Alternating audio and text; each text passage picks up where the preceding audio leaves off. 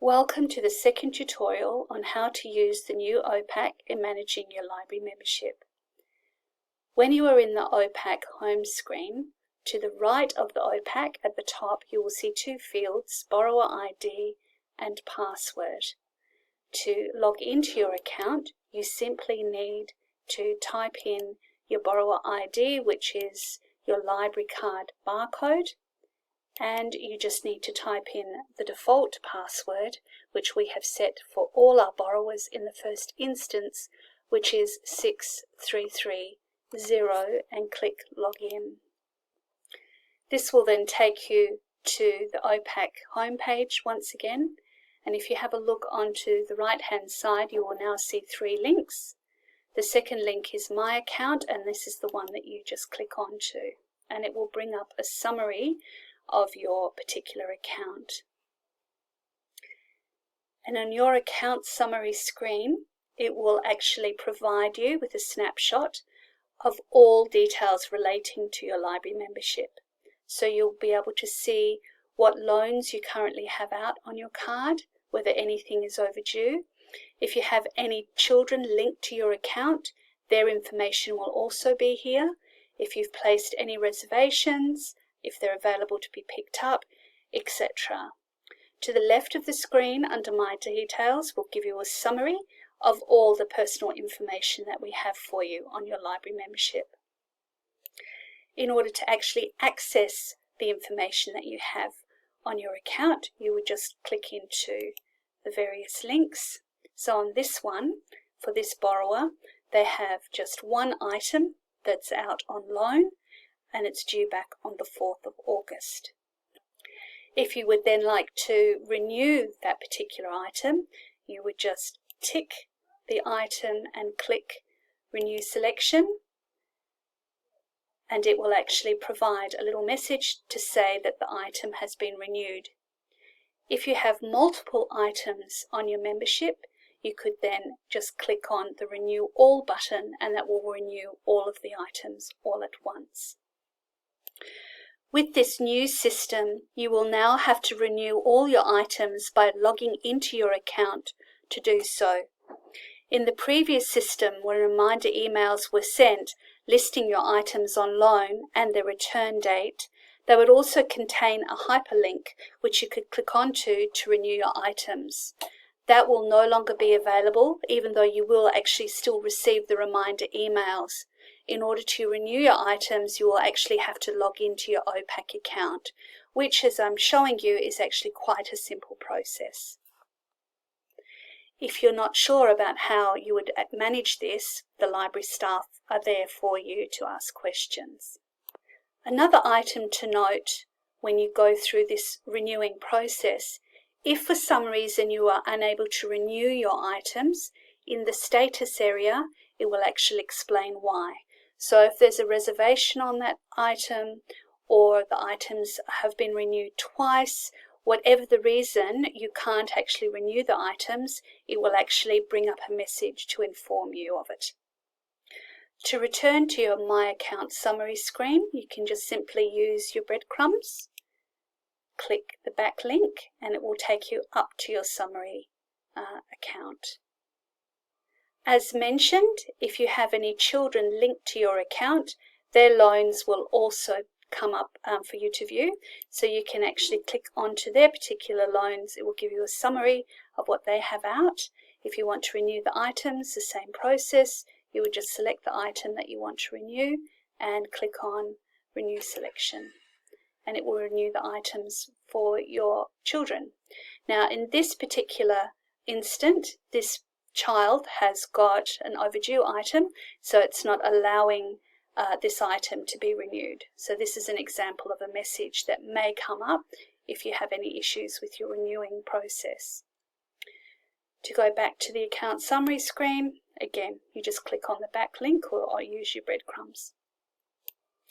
The second tab on your My Account screen is your personal details. So you can just click onto that particular link on your account, and it will bring up all your personal detail information. So here you have a summary at the top of all your basic information.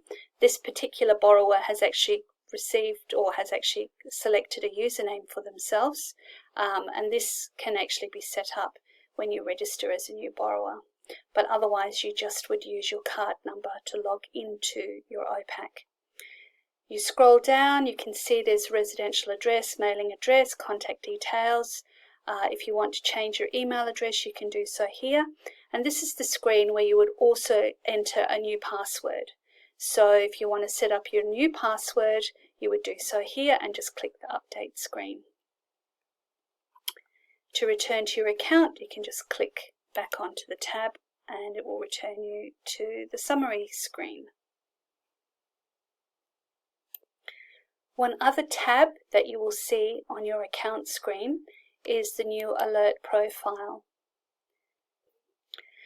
This is useful if you want to set up an alert profile so that you can be alerted when new materials are added to the collection that meet your area of interest. So you can put in all the information that you would like in here about your search profile. You can also set an alert frequency, so if you want emails to be sent to you just quarterly, for example, of any new materials that come in, that's where you can set it from here. And then once you've set up your profile, you just click Save. And then the system will automatically send you emails when new items that match your area of interest come in. So clicking back to the summary screen, there's just a couple of other features that's worth mentioning while you're logged into your OPAC account. The OPAC will allow you to set up and save a list of titles. This is useful if you want to track a particular author, follow a series, or read books sequentially. So you can create, search, retrieve your results, and then save them to a list which you can then access. And it's quite a simple process. So the first thing you need to do is in the actual quick field or quick search field, you would just put in a keyword. So for me, I'm going to look for titles by Sue Grafton. And you just type in your keyword search and click the search button, and it should retrieve items relating to Sue Grafton. Once I'm here, it's told me I've got 48 records. Well, I want to refine that further because I don't want ebooks. I just want items that are in print form. So to refine my search even further, I can click on the Refine Set. It will bring up the keywords that I have placed here on the left-hand side, and then all I need to do is filter my search further. So I just want Sue Grafton titles in a text format or print and click OK. So what this has now done is it's told me that they've found 9 records of titles by Sue Grafton, and they appear here on my search screen. I now want to save that particular list so I could work through it sequentially as I work through each title. So once I have my search and I'm happy with it, I click at the top here where it says My Saved List. You just click on My Saved List and add a new list, and you give it a name. So for this one, it's going to be Sue Grafton is the title, and I click Add. I then will select the items that I want to be saved to my list. So I'm just going to scroll through, click on yes, I want that one, yes, I want that one, I've read that one, so I don't want that one, I'll click on this one, etc. So you just select on the items that you want and then put Save Selections.